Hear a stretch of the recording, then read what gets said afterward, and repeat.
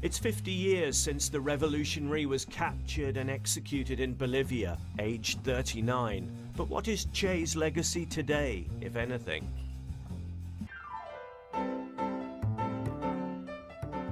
In previously unseen home movies like this one, the precocious Ernesto, or Che Guevara, the eldest of the children, already seems to have a certain rebellious streak.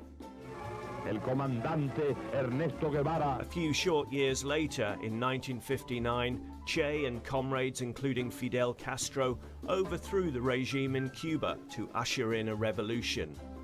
He became Comandante Che and signed the country's banknotes. Ironically, the revolutionary's likeness has been co-opted to sell bric-a-brac, but it also appears in the poorest barrios of the city.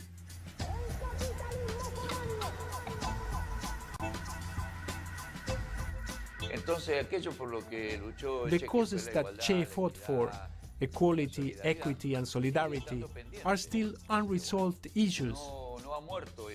The struggle goes on.